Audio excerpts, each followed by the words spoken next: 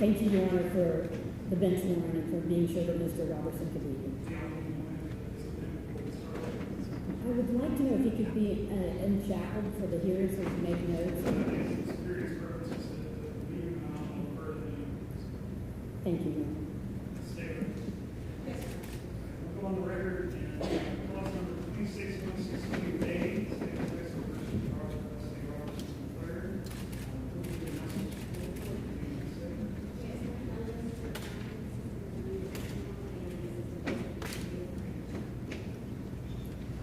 Gretchen Swen, S-W-E-E-N, for Robert Roberson.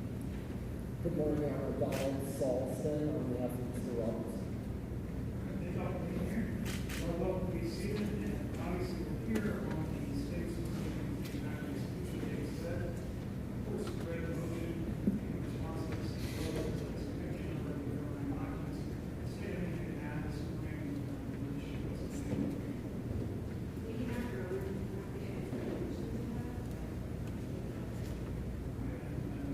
same opportunity to present, read everything the alder filed as well as our magazines. Great applications in the clerk's file in this case. I really don't have a request to make a little bit of a record here. And I'm happy to leave that time, but specifically to anything that not included in the response that Yes, Your Honor. If I may approach. I have an excerpt from 43-141 of Texas Code of Criminal Procedure, which, as Your Honor likely knows, is the only statute that governs the setting of execution dates in Texas. And as you probably are aware, there's nothing in Texas law that requires the court to set a date at any particular time, but there are provisions about when it is disallowed or when it can be withdrawn. So what I have approached the bench with, Your Honor, is that excerpt about when it is appropriate to consider withdrawing an execution date, along with sample entered orders from Bowie, Collin, Baird, Dallas, Harris, Bee, Henderson, Montgomery, Cameron, El Paso, Grayson County, etc., where it is quite normal to withdraw a date under the circumstances presented here, which is when a habeas applicant files a subsequent writ application. That's often when the date gets withdrawn. So in our view, and as you know from our objection, it is quite unconventional to try to set a date when there's already a habeas application pending before a higher court, and it seems like there's no other legal reason other than, well, there's no legal reason at all to be seeking a date now. There's perhaps a political reason, which really has no place in the courtroom, which is to put pressure on this higher court to hurry up and rule.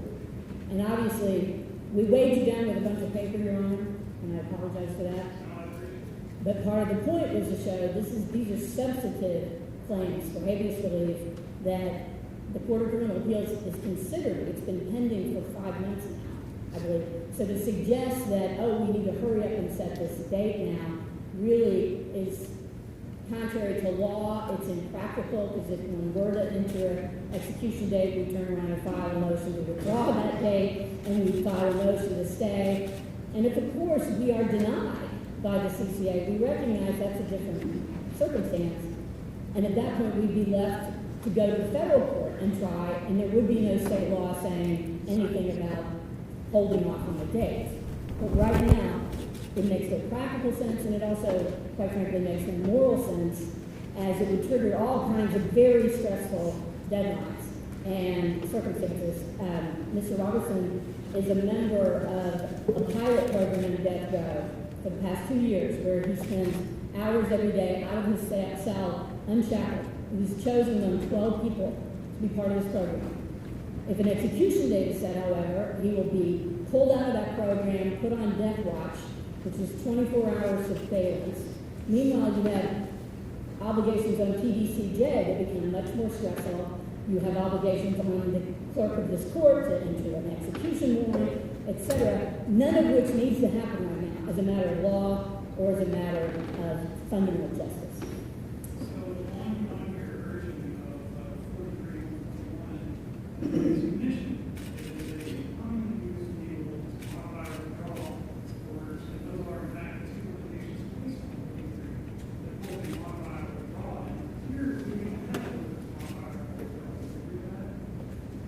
Right, we don't have a motion to modify or withdraw because the circumstance that would allow for that have already happened, which is the filing of the subsequent application. So it's just a motion to set a date when the conditions are really not right.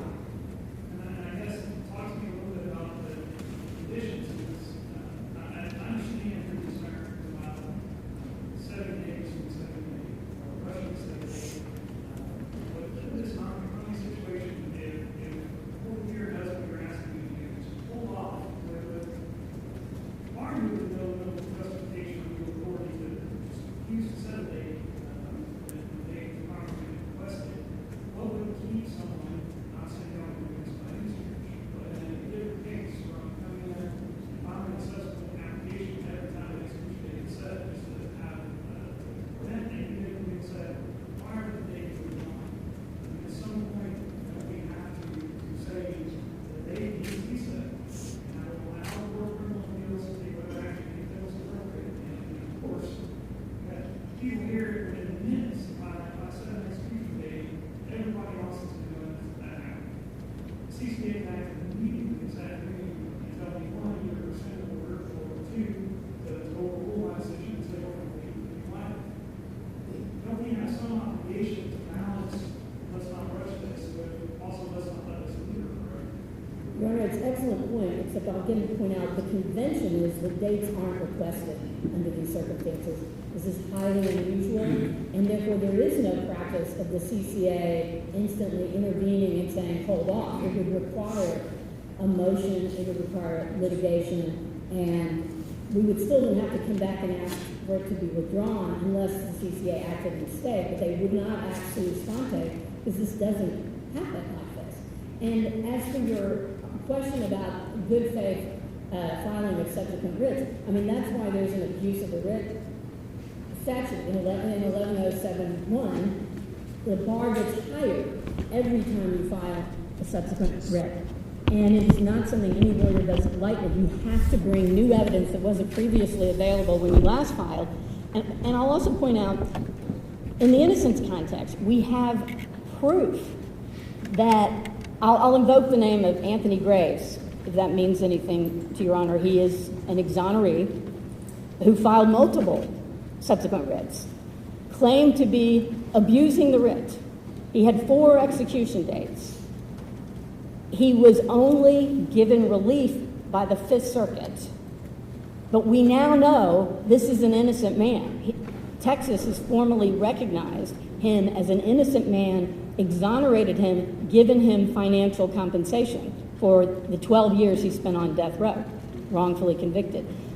So these things don't always get sorted out the first time around. So the fact that we have filed another subsequent writ, raising very complex medical issues. I mean, our latest writ, we have a report from the leading bleeding disorder expert in the nation, who is the head of pathology at UTMB, Dr. Michael La Posada. This is yet more evidence to explain Robert's daughter's condition when she was brought to the hospital, and then what was seen at autopsy and what was not considered. There has been a lot of misinformation about this case, that it's not really a shaken baby case, when in fact there are over 200 references to shaking in the trial transcript.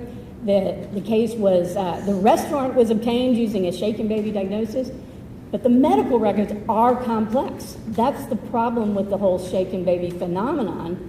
It was developed to explain seeming mysteries of infants and young children suddenly collapsing. So these are not easy things for courts of law to deal with. So, Your Honor, I'm just saying, I don't think that there is any pattern of death row litigants just filing writ after writ to prevent the setting of a date.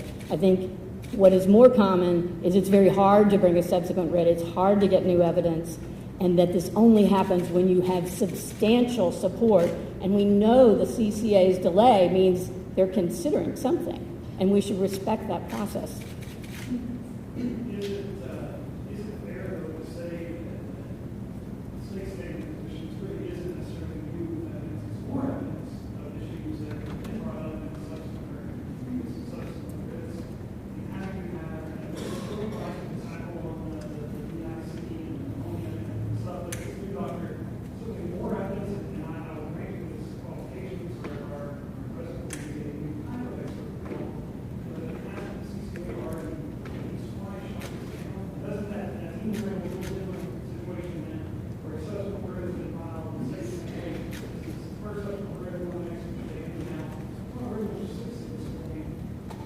Your Honor, I want to make sure I get these dates right, but the last time the CCA considered any substantive evidence was January 11, 2023. And at that point, they were relying on findings from the previous presiding judge that were signed on February 14, 2022, based on an evidentiary hearing that had happened over a year before that. And in those findings, which were drafted essentially by the state, adopted almost verbatim, there was no acknowledgement that there had been any change in shaken baby syndrome science since 2003, that there was no mention of any new evidence related to cause of death. And we know that the CCA simply adopted those findings. It's a 2-page opinion. Since then, the CCA itself, in Ex parte Rourke, decided in October 2024, they have agreed that shaken baby syndrome has changed so dramatically that they believe it would have been difficult to obtain a conviction relying on the very same causation hypothesis that was used to convict Mr. Roberson. And, Your Honor, it wasn't just the same theory, it was the same expert from the same hospital with virtually identical testimony. And they have not yet looked at this case again from a substantive perspective since they themselves re-looked at shaken baby.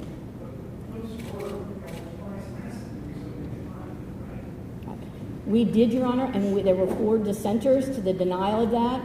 I think it had a lot to do with the fact that all this was happening in literally the day before the execution.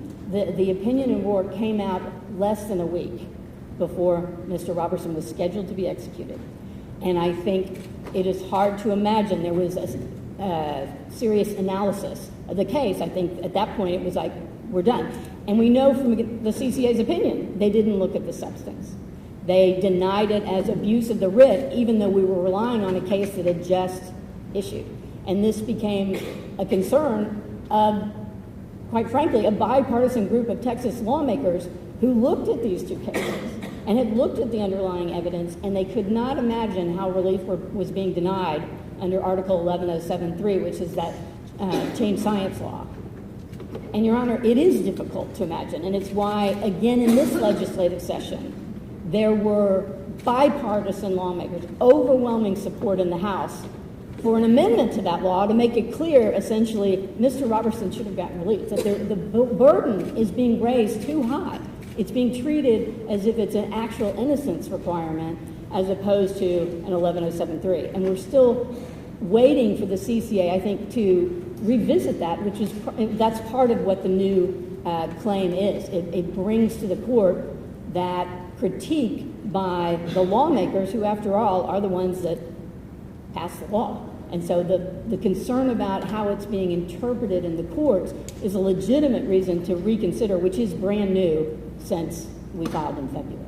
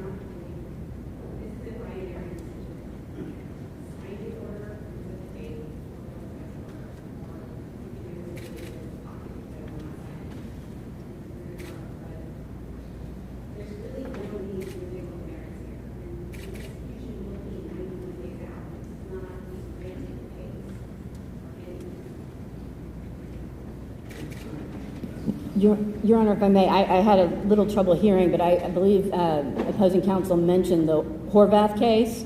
And in fact, there was no explanation in the majority opinion about why they were denying relief. There was only a concurrence that actually was from a dissenter in Rourke arguing a case for why Rourke, after a few months, should be overturned.